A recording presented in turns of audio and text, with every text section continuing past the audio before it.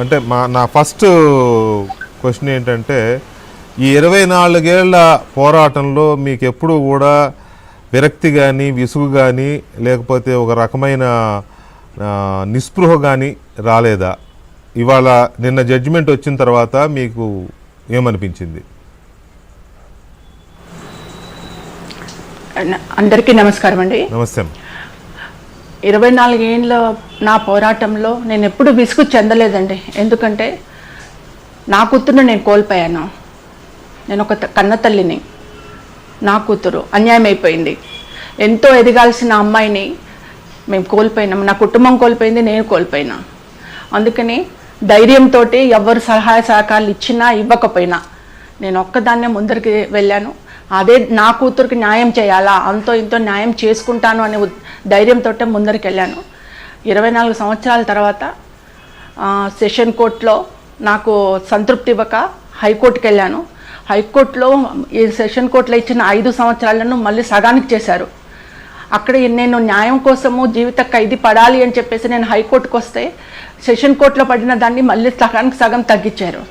ఇది ఎక్కడ అన్యాయమో, నాకు ఇంత అన్యాయం జరుగుతుంది, మళ్ళీ ఇక్కడ ఇచ్చిన 5 ఏళ్లను కూడా తగ్గించేశారు అని చెప్పేసి నేను 2011 డిసెంబర్లో సుప్రీంకోర్టుకి వెళ్ళాను సార్. సుప్రీంకోర్టులో 2011 డిసెంబర్లో వేస్తే 13 సంవత్సరాల తర్వాత ఇప్పుడు జడ్జిమెంట్కి వచ్చింది సార్. ఇందులో నాకు విసుగు బాధ ఏమీ అనిపించలేదు సార్. నాది ఒక్కటే ఉద్దేశంతో, ఒకటే ఏకాగ్రతతోటి నేను పోరాటం చేశాను. నా కుటుంబానికి ఏదైనా పర్వాలేదు, నా బిడ్డకు మాత్రం న్యాయం చేయాలా. నేను కన్న కూతురు అన్యాయం అయిపోయింది, నా కళ్ళ ముందర పోయింది. ఎవరైనా తల్లిదండ్రులు సార్ పిల్లల ముందర వెళ్ళిపోవాలి ఆనందంగా అనుకుంటారు, కానీ మేము తల్లులము మా పిల్లలను మా ముందరనే పోగొట్టుకుంటున్నాం సార్. ఇది చాలా బాధాకరమైన విషయం సార్. ఏ తల్లికైనా కూడా కడుపు కోత సార్. ఇది మేము చచ్చిపోయే వరకు కూడా ఈ బాధను మర్చిపోలేము సార్. అంత బాధలో కూడా నా కూతురుకు నేను న్యాయం చేయాలని చెప్పేసి నేను పోరాటం చేసినాను సార్.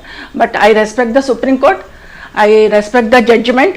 ఒక ఇండియన్ సిటిజన్గా నేను గౌరవిస్తున్నాను సార్. అత్యున్నత న్యాయస్థానం ఇచ్చిన తీర్పును గౌరవిస్తున్నాను. కానీ ఒక తల్లిగా నేను చెప్పేదంటే ఈ జడ్జిమెంట్ కానీ ఈ తీర్పు కానీ నాకు సంతృప్తి ఇవ్వలేదు సార్.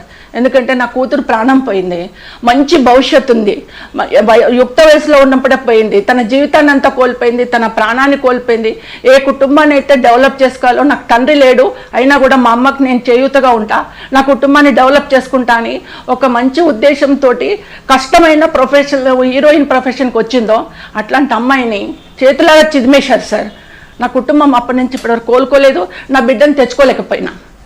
అందుకనే నేను మొక్కబోని ధైర్యంతో ఎవ్వరు సహాయ సహకారాలు అందించినా ఒంటరి పోరాటం చేసినా సార్. కానీ నాకు సంతృప్తి ఇచ్చే జడ్జిమెంట్ మాత్రం రాలేదు సార్. చాలా బాధగా ఉంది. ఎందుకంటే నేను జీవిత ఖైదు కోరినా. ఎందుకంటే ఇక్కడ ఒక ప్రాణం పోయింది, ఒక అమ్మాయి వెళ్ళిపోయింది, దానికి రెండేళ్ల పనిష్మెంటా సార్? చనిపోయే నాటికి ప్రత్యూష్ గారి వయసు ఎంత సరోజిని దేవి గారు? 19 సంవత్సరాలు సార్. 19 years sir. 19 ఇయర్స్. అప్పుడే మంచి అప్పుడప్పుడే సినిమాల్లో అవకాశాలు పెరుగుతున్నాయి, ఒక నటిగా ఛాన్సెస్ వస్తున్నాయి. తెలుగు అమ్మాయిలకి చాలా తక్కువ వస్తాయి అవకాశాలు, అట్లాంటిది తనకి అవకాశాలు వస్తున్న టైంలో ఇది జరిగింది కదా. సో ఇప్పుడు మీరు ఏమనుకుంటున్నారు? కోర్టు 4 వారాల్లో అతన్ని, ఎవరైతే ఇందులో సిద్ధార్థ రెడ్డి ఉన్నాడో అతన్ని లొంగిపోవాలని చెప్పింది కదా, బట్ అతను అమెరికాలో ఉన్నాడని అంటున్నారు. అమెరికాలో సెటిల్ అయ్యాడో ఏంటో మరి నాకు క్లారిటీ లేదు. మీ ఇదేంటి, మీకేమైనా సమాచారం ఉందా? అతను ఎక్కడున్నాడు ఏంటి వీటికి సంబంధించి? అతను అబ్రాడ్లో ఉన్నాడు, యుఎస్ఏలో ఉన్నాడని మాత్రం మాకు కూడా తెలుసు సార్. ఇంకంతకంటే ఎక్కువ విషయాలు నేను సేకరించలేదు. ఎందుకంటే ఐ హేట్ దట్ పర్సన్. నాకు ఒక్క వ్యక్తి వల్ల కుటుంబం మొత్తం నాశనం అయిపోయింది సార్. ఒక వ్యక్తి వల్ల ఒక కుటుంబ అభివృద్ధి మొత్తం ఆగిపోయింది sir. I hate that person. నా జీవితం ఉన్నంత వరకు, నేను చచ్చిపోయే వరకు ఐ హేట్ దట్ పర్సన్.